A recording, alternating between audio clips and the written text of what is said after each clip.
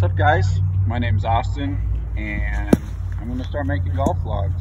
Channel name going to be Subpar Golf, or Subpar Golf Vlogs. I haven't really decided. We're playing today the back nine at Kalispell Golf and Country Club. I'm a member here as a junior exec. It's a great club here in the Pacific Northwest, and I absolutely love it. First hole, dogleg right, par 5. Kind of stripe it around cut it around the trees and the water. I'll kind of post a scorecard later to kind of give you guys a better idea of how the course runs. And then the second shot here got a little handsy, hooked it over to the left, and I ended up being like literally right behind a tree, this ended up being a really good recovery shot to get where I was, give me about 15 feet for birdie. But yeah, this is very basic setup. I actually ended up buying a tripod, so hopefully the content gets a little better over time, but I just wanted to try it and see if people liked it or didn't like it. And then probably get a microphone. Hopefully this audio is decent. I'm just recording it in DaVinci. So 11th hole, or my second hole, is a relatively tough par 3, actually toughest on the course, about 193. Gives you kind of an idea here of where I hit it. It's about a 7-iron for about 192. And then I have about a putt uphill here. During the video, I'm going to have some shots. I just paid for like the golf shot tracker, so you can kind of see my ball flight.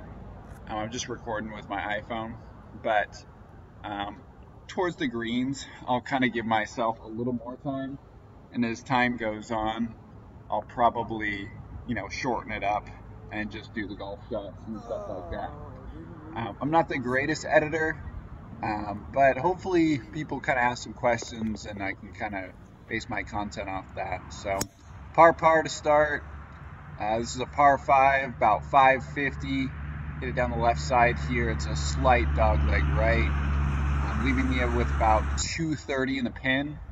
Can't really see the pin here, but you can't miss left, and that's exactly what I did. I short-sided myself, giving me a pretty rough up and down here. But fortunately, I end up hitting a decent shot here, giving myself a decent chance for birdie. I played golf at a Division III school, and I just, I play out here with friends, play out here alone. There'll probably be other people on the channel as time goes on. But I was just like, this is kind of fun to record the videos, and I noticed so many things when I was looking at the videos. I was like, oh, this is this, this is this. As you can see, what I'm working on really with the swing, I'd come really far outside in. Is that right? Inside out, outside in. Basically, I come over the top. And I used to be extremely flat on my takeaway, and I've improved that a lot. And so that's been awesome. And I'm working on it consistently, because last year I was around like a 3-2, and I've got myself around to a scratch, which is awesome. And I ended up draining that birdie. So 1 under after 3, and we head to the 13th, which is now a par 3. If you've noticed the pattern, we've gone par 3, par 5, par 3.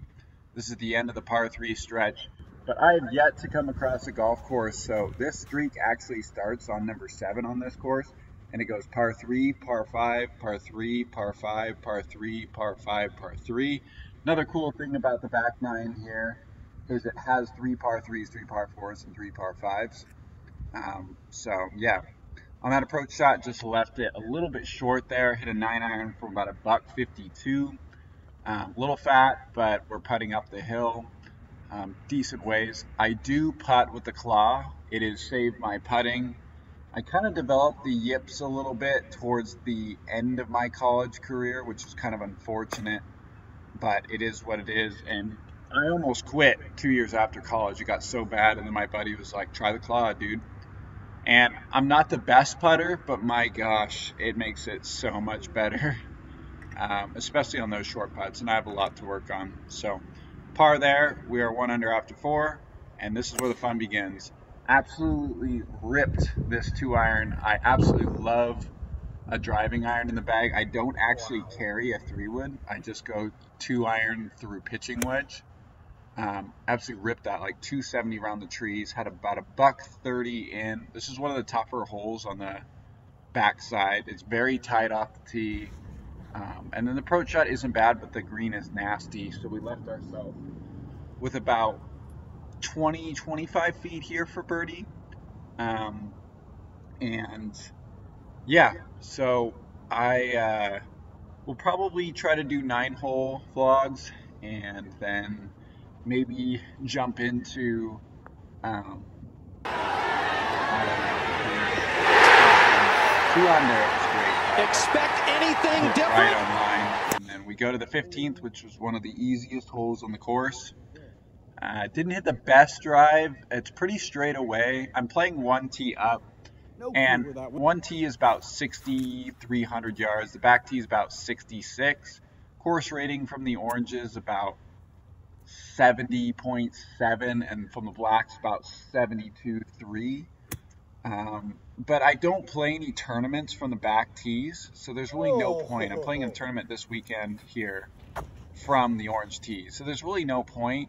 I mean, I can play from 7,000 yards. It's just not, I mean, it's not that fun. And the blacks don't make any sense because I play men's club and all but 1 tournament. And when I do play a tournament, which is club championship, I'll probably play from the back tees. So we actually had a pretty good ship over the bunker there. It's kind of a cool view. Hopefully the sun kind of covers. I kind of try to cover it. This is a very slick putt. It's a very straight. What do you think about that? And this is an unfortunate event that happens. This hole is an amazing par 5, one of my favorite holes of all time. It's an elevated tee shot to another elevated second shot, massive dogleg right. And the unfortunate thing you'll see is you'll see the white stakes here. I went out of bounds long, which is about 295. And so I drop here. This will be my 4th shot. And it's just, I'm 3 under after 6. And it's so frustrating. This could have been an absolutely really solid round for me. And I end up right behind these trees. The pin is actually right in between this crack. And I'm like, screw it. I'm going to try to hit a miracle shot. You know, if I make up and down, that's a bogey. We go to 17. This was not even realistic. I mean, this shot is so, and you know, this is one of those things for people watching, like, there's so many outlets I could have made to at least shave 1 stroke here. I double bank it off the trees, and I end up, not the tree right up front. You won't be able to see because I don't change the camera here. And I should have changed clubs too. This was stupid. And I'm right up against the tree in like the softer area, and I chunked the next shot. So, of course, you know, we chunk it in the bunker, which is just short. And now I'm literally, I hit my bunker shot here too. You can't see it, but it ends up being short, like 15, 20 feet. So now I'm putting for triple. I literally need to make this putt to stay even after 6 or 7. It's just a bunch of bonehead mistakes, and unfortunately I've made those kind of mistakes. I'm trying to really tighten up on those. I don't make that many bogeys. Oh baby, a triple! Oh yeah! So we're back to even. But it's just that's frustrating. Got to touch it up. 17 is a beautiful hole. It's considered the easiest hole on the course, but it's certainly not. It's just because it's a par 3. The pin you could see is over on the left, and I'm on the very right, like 40, 45 feet away. The last 3 holes here are beautiful. I wish the finishing hole was a little bit better, but it definitely has some character down the stretch. And for those that you don't know, this club was established in around 1890. It actually hosted the first ever women's U.S. Open. Tom Watson holds the course record here of 61. And all the greats have played here. I actually have pictures and stuff because this course was really, really long. 6,600 yards, you know, 50, 60, 70 years ago was a really, really long course. But even up to 20, 25 years ago, they used to play in the early 90s, but they don't play it. Obviously, it's much too short now. So a good 2-putt here. I grew up here too, but I joined You know, my parents obviously paid for the membership when I grew up, obviously because of junior, and now I'm on my own, which is kind of cool. And I'm able to afford it, which is great. It's been a great thing with COVID too, being able to come out here and play a sport and be active in nature. I can't tell you how beneficial that is. So good two putt there. We end that even, and I'm trying. 18's a pretty short uphill par four, and I just end up cutting it in the trees. That tracer's a little off, but it was a really high cut. I hit it on the top of the face. So I got extremely unlucky here. I think you can see the pin just to the right, and I got to pitch out once again, and I hit the tree, which is just is so frustrating. And then this shot was actually extremely well played because I had to be, and I cleaned my grooves here because I had to, if I was going to get any sort of spin on it. The screen slopes away. You can see the pin just to the left of me. Slopes away and way down to the left. And I flop it. I land it pretty much next to the hole. And then I have this kind of finish the round at even par. This was a crazy 9-hole vlog and just what I wanted to kind of start this, but I really appreciate you guys watching. I hope you guys give me great feedback on my first one. Any suggestions and stuff like that. I'll probably do the front 9 next, and then I'll try to maybe play other holes or add other people. But yeah, crazy 9-hole vlog. Just absolutely nuts. 3 birdies, 1 triple, and 6 par or 5 bars.